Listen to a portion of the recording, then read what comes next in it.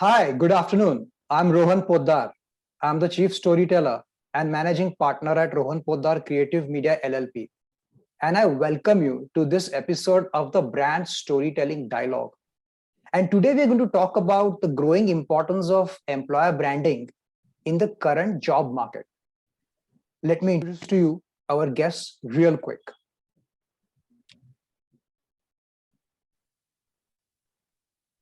Rolly Arora is a seasoned communications professional passionate about connecting storytelling and business strategy.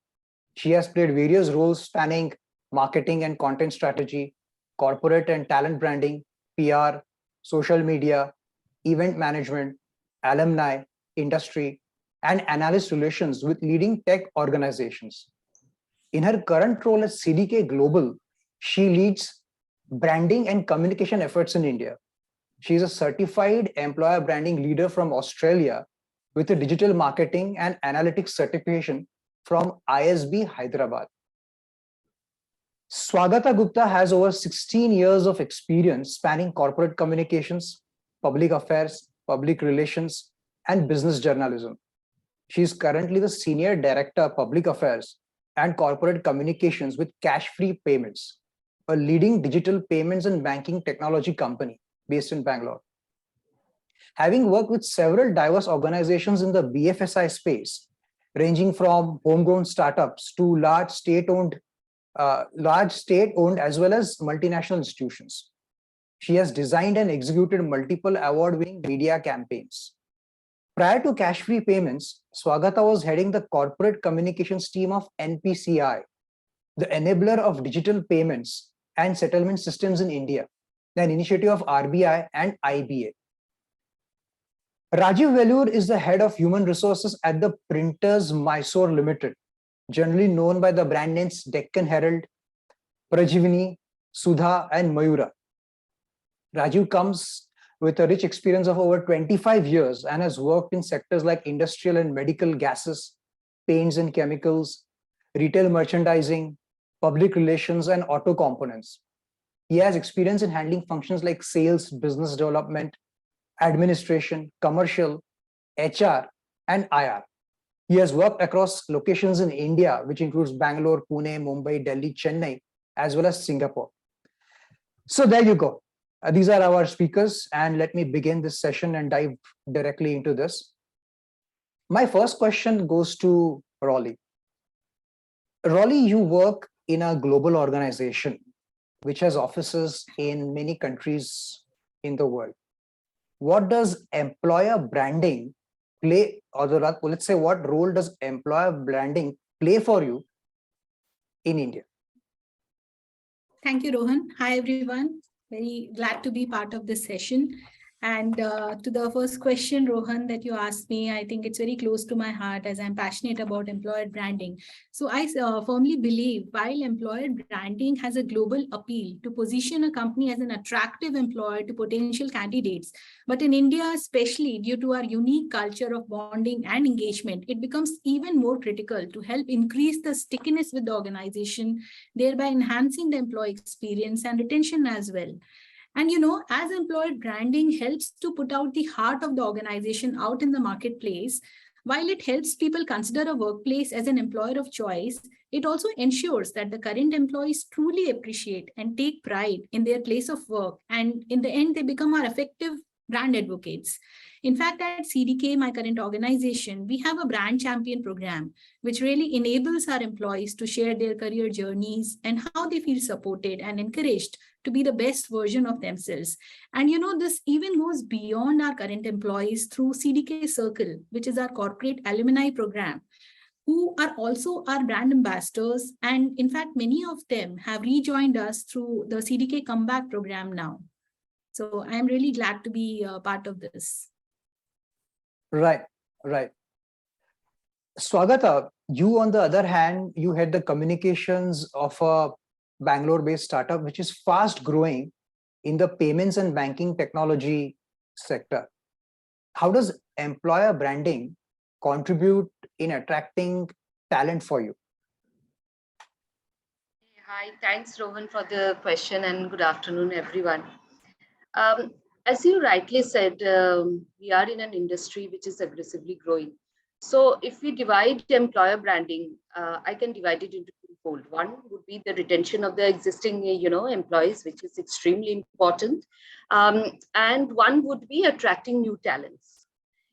So as an employer, as when you say employer branding, the focus should be on both, and we are doing both.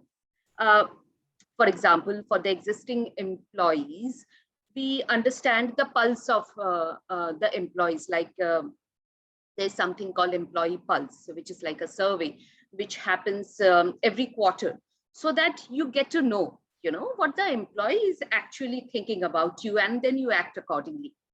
On the other hand, when it comes to attracting new talents, that's also very important, because we are growing.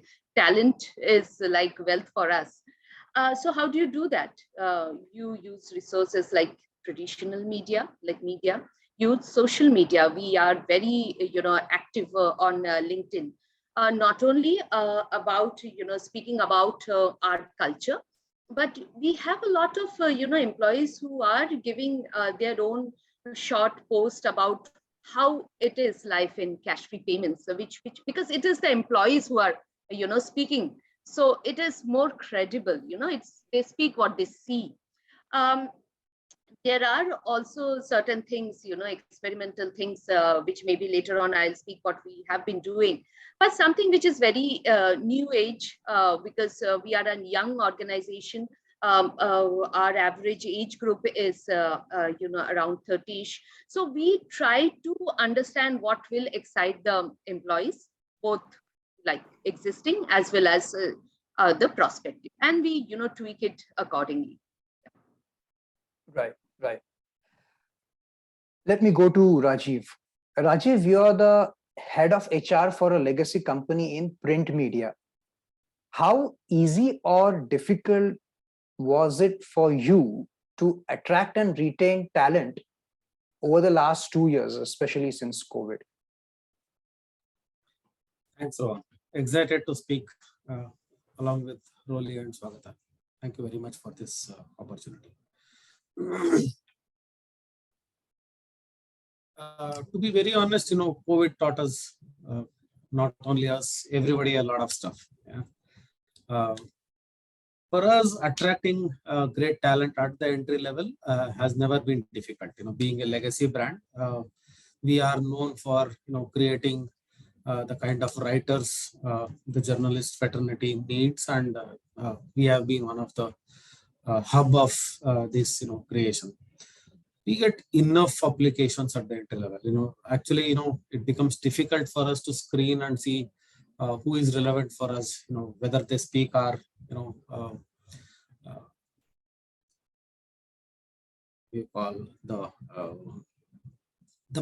the brand. Is it what they speak, or they are in their own tangent where it does not even concern which brand they are writing for. Entry level, definitely not a problem. Actually, we have a tougher problem, getting quality people sorted out from them. At the mid-senior level, we still have some amount of problem where they need to head the team and all that, because right now, as we see, the millennials wants to try out a lot of different things while they want to settle down. That is where we find little difficult, where when we want a youngster to start heading the team, probably they'll come out and say, what, probably I'll try something new and then come back to you. That's where we have a little bit of a problem, but overall, we do not see much of a problem in terms of attracting talent. Even in COVID, we didn't have much problems. The problems which we faced in COVID were little different. Like the media was heavily dependent on the desktops. Yeah, everything was hooked on to the servers. Everything was in the office. All meetings were happening in person. They never had an opportunity like the new age companies like the IT or even the startups where they could work from home. They had never faced it. We had a very tough time in terms of even understanding ourselves that things can be done at home. It was even possible. then, we had to rewire the entire stuff. Everybody got a laptop. Those laptops were hooked onto the server. We bought VPN for everybody. Actually, the training process actually happened, how to, connect to a VPN, and then, you can do your work. Those things happen. I want to go a little step ahead also from here. Now that we are almost coming out of COVID, some of our people got hooked on to work from home so much that it was really difficult when we want them to come back into the office. It was really difficult. So we had only one challenge, the kind of creativity that was getting churned out when everybody were sitting together and discussing the topics which will go into the tomorrow's newspaper. That was missing. The buzz was missing in the newsrooms. So we once the COVID tapered down, we wanted them to come back, and we saw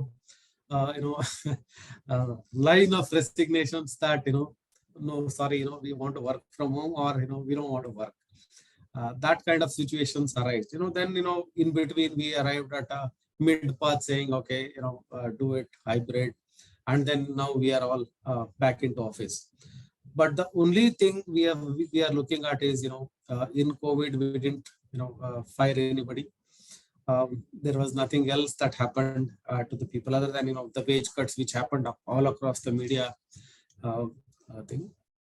Now that we are all back in office, we are all stabilized. We are seeing this, the great resignation is affecting us too. We are losing it to the fancy PR and ad agencies. We are losing talent there. Right.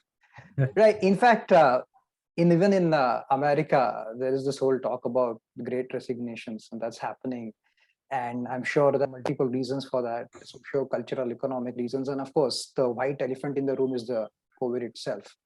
Now that we've done the first round of questions, I want to move the track a little bit and delve into who really owns employer branding. So here's an interesting study that I was reading. It says that 86% of recruiters agree that recruiting is becoming more like marketing. Now, having said this, who owns the responsibility of employer branding? Is it the HR or the marketing and the branding folks? And how does it work in your organization? And this actually question goes out to all of you. Anybody can start from this. I can take this up. Sure. Thanks, Rohan. I think that's a very interesting question. And I think personally, since I have already worked in marketing, HR and communications field, having experienced and tasted the flavors, I have my take on that. So I would say in the current, competitive talent landscape, at least in tech, it's really hot now. So I would say culture is now the new business strategy, and employee is the new customer, and HR is in fact the new marketing function. And it's high time, I feel, not only HR, but each and every employee should start thinking and acting like a marketer if you really want to brand and position your workplace as the employer of choice, right?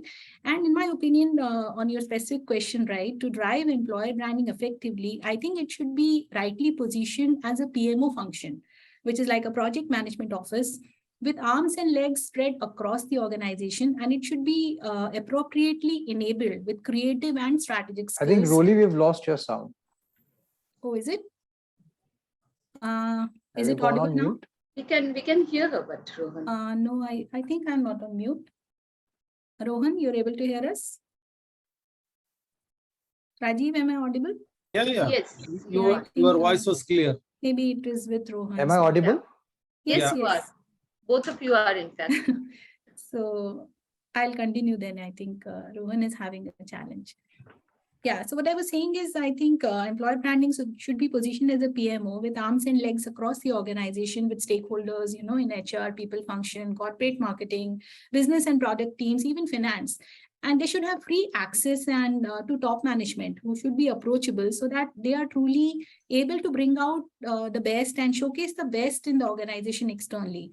And as employer branding experts, we need to apply the marketing brain to HR with strategies like segmenting, targeting, positioning, because that will really help to strike the chord while keeping our eyes and ears open to anything good happening across levels and help the team package and showcase it at the right time, right place, and most importantly, to the right target audience. So as an example, you can see we have received a plethora of industry awards from Great Place to Work, LinkedIn Top Voices, and Top 100 Women Workplace, all of these. And I chose this medium to showcase all these awards on my Zoom background. So I think you should be able to leverage the top of mind recall and bring it at the right time in the right place. Yeah. Rohan, are you able to hear now? Yeah, sorry, I just lost the feed in between. No but problem. Yeah, I did get what you said. Swagata, how would you like to take on that question? Yeah, it's a very interesting question, and I completely agree with what Rolly said.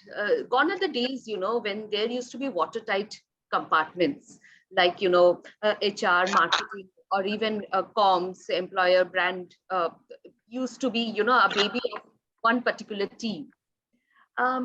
As the entire environment especially the digital environment has evolved, everyone has understood that we have to join hands in an organization to make something like an employer branding work. So it is actually in most of the organization, it is, especially ours, it is like, we join hands, like a marketing, HR, or a com will join hands to create a plan, which would be a 360-degree plan. And I think that is the way which brings up the best in everyone and create a plan which is effective in nature. Because once you create the plan, you have few objectives in place, right? Now, how do you execute them, right? Now, the execution part, I think marketing or a comms come up with excellent ideas, how to use a social media, for example, or even space to create that kind of brand recall for, the prospective employees to attract the talent. Whereas the nitty-gritties of retention or the actual talent requirement, that part comes from the HR. As Rajeev would agree that, this is the mid-senior level is something, we are looking at. Can we do a program which is focused on them, for example? So I think time has come when, that watertight compartment among the, different teams in an organization, it's no more. People are joining hands. People are working for the, organization to create a 360-degree plan. I think that's the future.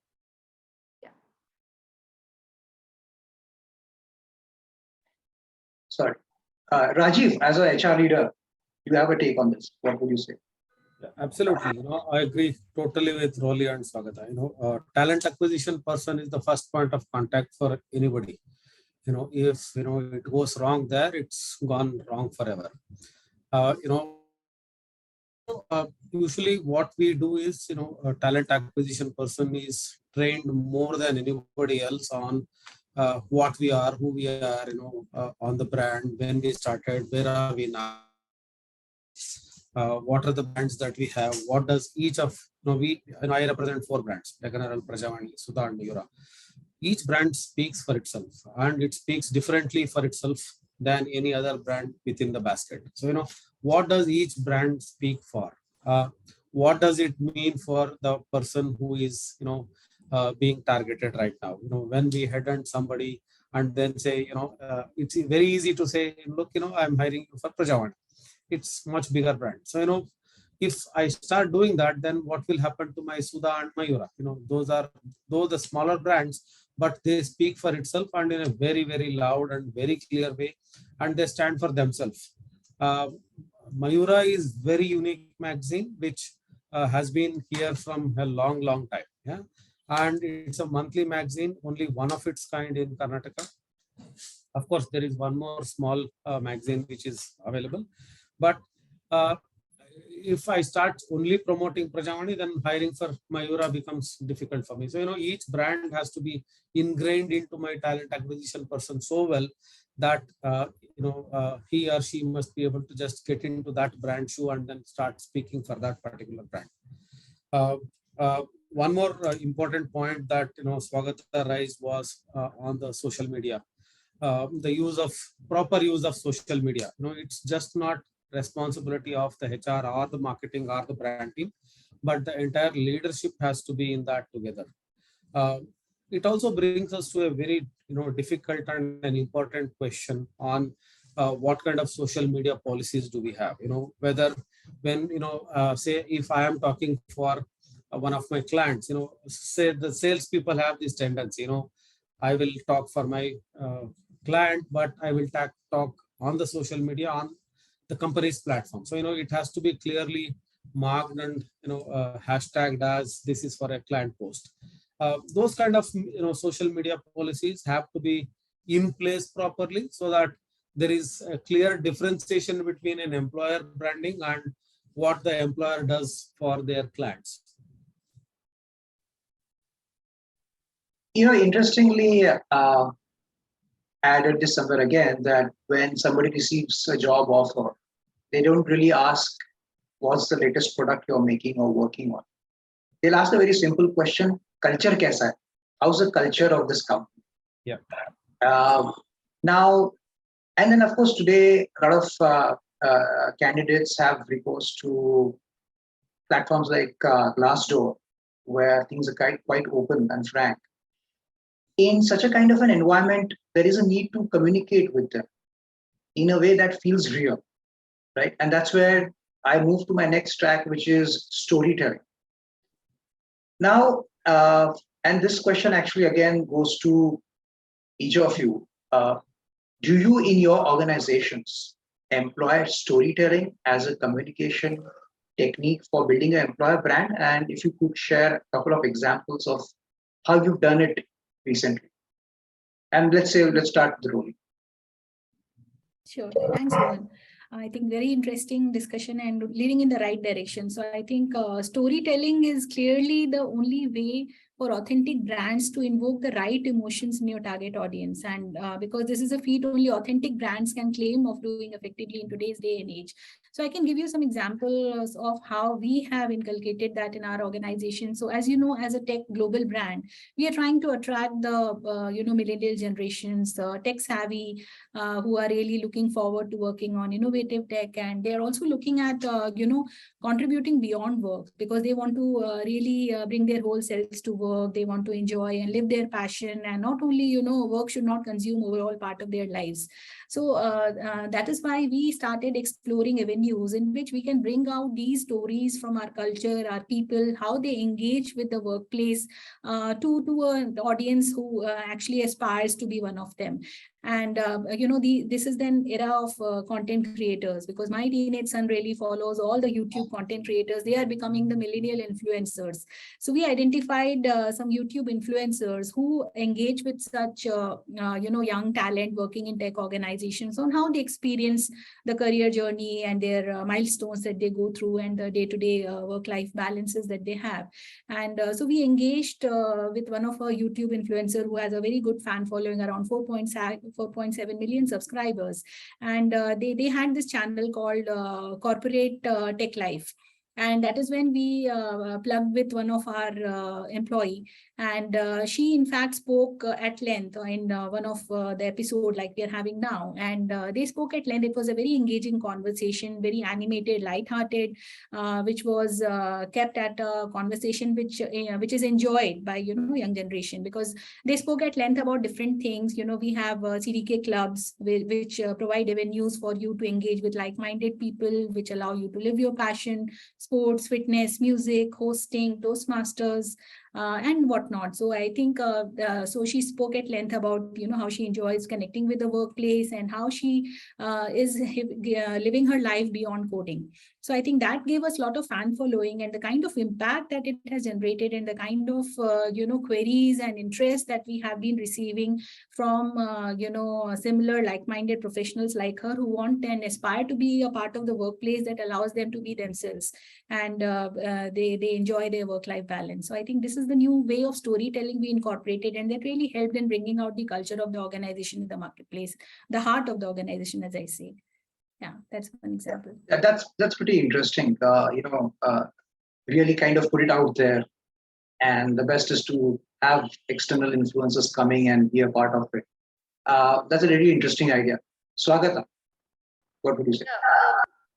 Storytelling has been one of the prominent, I think, means of employer branding, means as in the device you use. But the way we tell a story, the medium we use to tell a story, I think that has gone through drastic change, and it is ever evolving. Um, Gone are the days, used to have big events and stuff like that to engage employees. Now you need to understand what is something which excites an employee. What does he or she want to hear? You gave a very good example, Rohan, when you said that when you want to join an organization, what do you ask? You check with maybe a friend or a friend's friend who is in the organization, and ask about the culture, of the organization. You will not usually, check with a very senior person. You will check with someone who is of your age group, at your level, and try and understand. So I think that is very important, to understand the pulse. We have done something similar. We have used our employees as brand ambassadors. So it is the employees speaking, and the medium we have chosen is podcast. We are starting with something called a payments ecosystem podcast. It is a 10 episode podcast, very interesting, in which employees across all hierarchy level are speaking about their life at Cashfree Payments. They're not speaking about a product.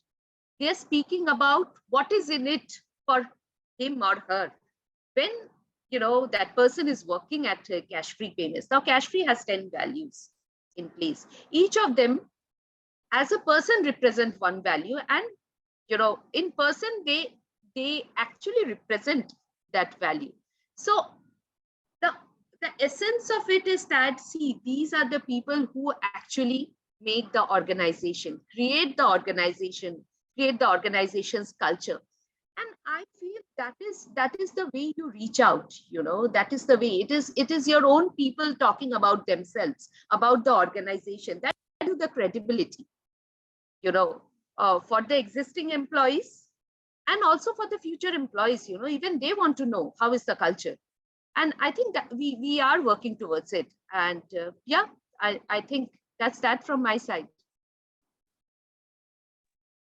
All right, thanks, Swagata. And both of these are very interesting initiatives. It's like probably in the realm of user-generated content. And user-generated content is unscripted. It's not mandated by the corporate. It doesn't have a specific way and look and feel. It's natural. I mean, I think that's and spontaneous, I think. Right? Yeah, spontaneous, right? And it adds to the credibility part. The moment you see that something is scripted, you know that it is scripted. It follows a script. So may or may not be true, right? And most organizations are essentially making communication related to their EVP statements. But I think where the chasm has to be crossed is getting the people who are behind the scenes to be in the front and share their stories. I would not even say experiences, because experiences what lead to stories. They lead to stories. Rajeev, you are an HR leader. How would you, how do you think should other HR leaders or CHROs approach storytelling? I would put my brand in the front, and then everything moves around that particular brand. Yeah. Being a legacy brand, we have enough of stories to tell about the brand. How certain things happened in the past and all that. One specific example which I'll bring in, after I just speak for a minute or so, is I would definitely start internally, talking about my brand and what is happening, what has happened with the brand, how it started. There must be something that has triggered to the brand to start, the newspaper to start. Where are we now? What have we achieved all these years? Right? I would talk more about that and continuously, every quarter, every half yearly, a small session. And whenever I travel all across my other offices, bureau offices, plants, I would definitely want to talk about my particular brand and then talk about where are we right now, what have we achieved all these years. The most important stuff I would like to bring it here is the branded content which Swagata was talking about in terms of employees speaking for themselves. It can be more, it has to be, it can be, it has to be more casual, which brings in the authenticity of what they are trying to say. If you start making it formal interview sort of thing, the new generation will definitely not buy it. And also Glassdoor. Definitely anybody and everybody right now checks the Glassdoor for going there and then checking what's the culture like, what's happening there, all that. In fact, I can bring in one of my own experience is, one of the interviews that I attended. I went to the interview after checking their Glassdoor and then said, look, you have these problems and I have a solution for this.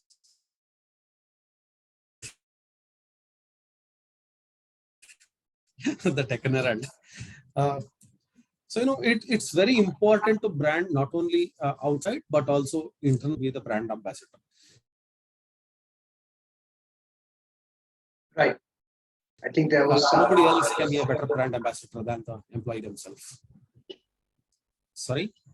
Yeah, I think that there was a little network glitch there, so we missed a few things that you said. But yeah, we did. Yeah, go ahead. Sure. Yeah, that's what I was talking about. Not only the external things, but internal branding is also important, where the employees become our own brand ambassadors and then push the employer brand much, in a bigger way. Right. Let me move to the question and answer session. And we have a question from Dr. Deepak Deshpande from NTT Global. He has asked, what steps do you recommend to make our managers and leaders great storytellers? And then further he adds, also at individual levels, what can one do to become a good storyteller? So I think let's split it. And the first part of this question is steps that managers and leaders should do to become great storytellers. And this is for all of you, anybody of you can take. I think, can I go? There's an echo, I don't know why. There might be a second source of sound. Yeah. Yeah. So I would, take an example of for managers, leaders. Imagine you think in a, house which is built of glass windows, and the kind of content or the kind of, slice of your life that you want to share with people. It's like how many windows you choose to open from your house. So as leaders, you can choose to talk about some things from your personal life, maybe your pets or kids, or something you have read, or somebody you have mentored at the workplace, at office. You can talk about some culture elements, or how you got inspired from a millennial new employee who you had something to take away. So I think it has to be a mix of organization update plus your personal learnings, your reflections. Even if you went on travel somewhere, you can choose to do that. So this is how you start sharing some content and becoming an influencer and build your personal brand on social media. So over a period of time, people will look forward to hearing and listening from you. And I think this will also in a way help employer branding of building a leadership eminence of the role that you hold at the company that you work for. So I hope that helps. Right. Okay. We have a few more questions. So I'll take a couple more. This question is from Shalu Zala. She's from Vodafone Idea. And she asks, how much storytelling evolved post-pandemic? Also, how storytelling impacts enterprise businesses, B2B businesses? That's her question. So I'll take that question. I'll take the first part first. Storytelling has is continuously evolving, and post pandemic, like any other medium, it has evolved drastically. The medium used to tell story is now more focused towards digital in nature.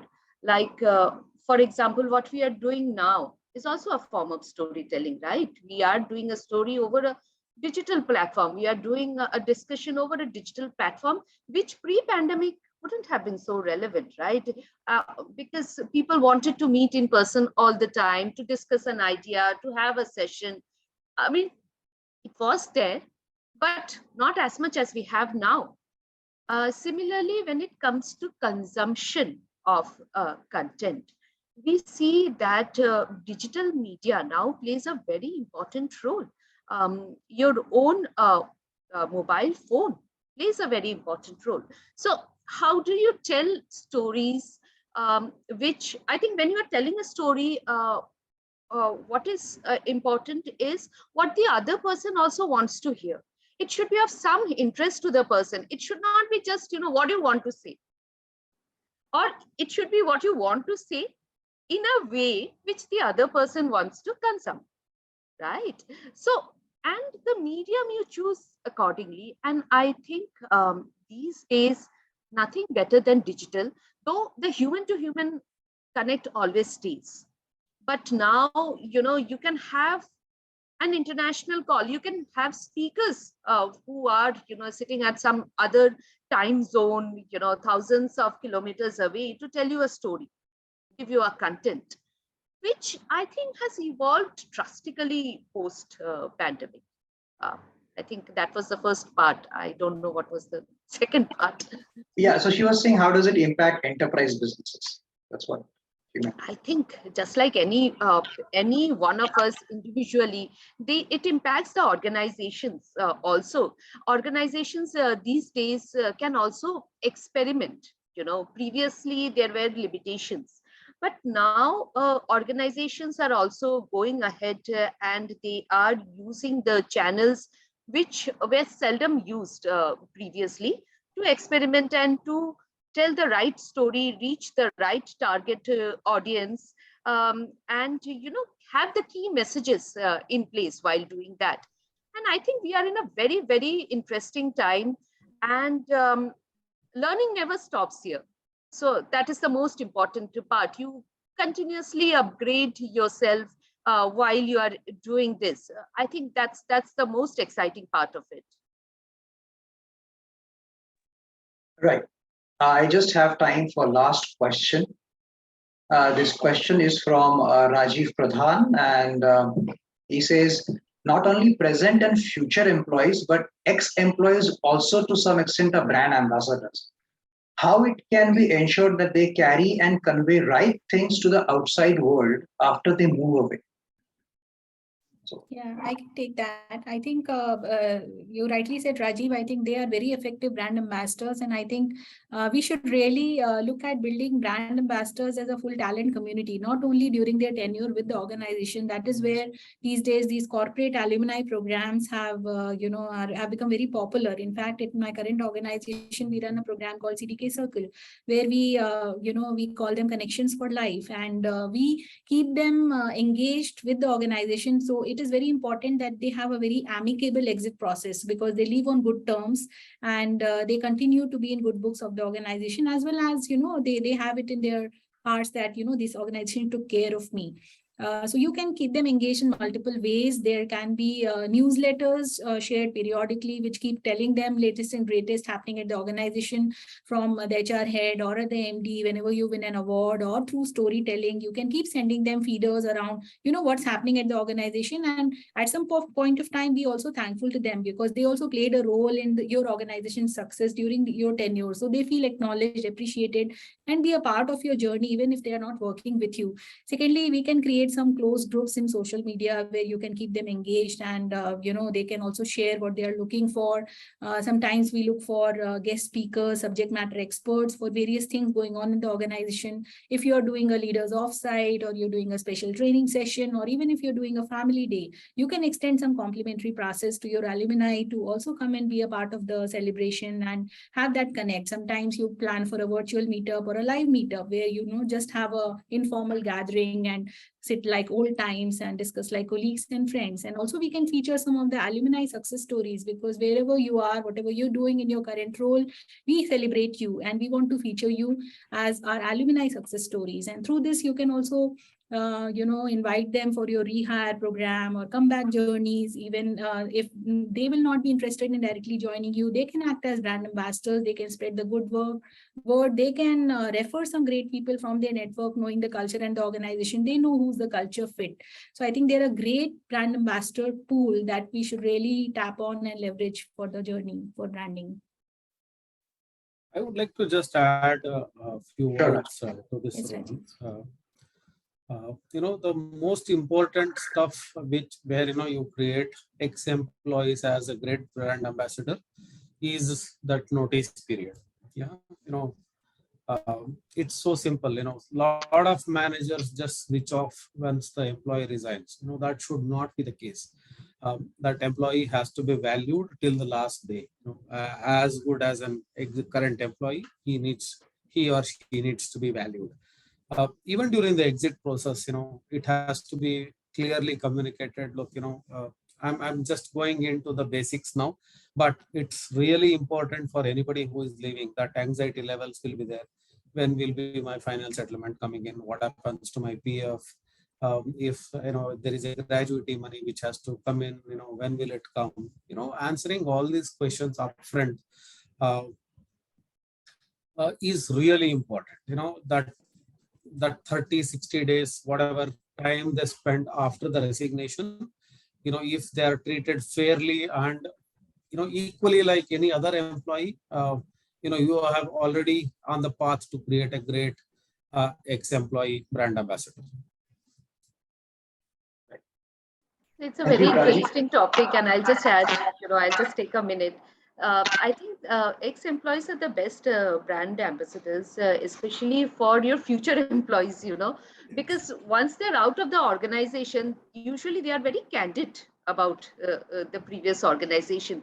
So it is very, very important that they are treated like brand ambassadors. And I think both Roli and Rajeev have given excellent examples of how we can do that, because it's crucial for any organization to have them as brand ambassadors.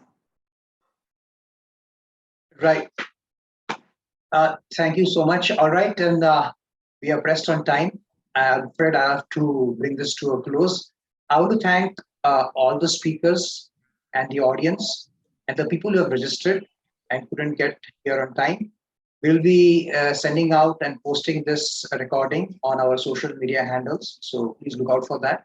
And once again, thank you everyone for spending this afternoon in a very insightful and interesting discussion. And have a good day. Bye for now. Thank you so much. Bye. Bye. Bye.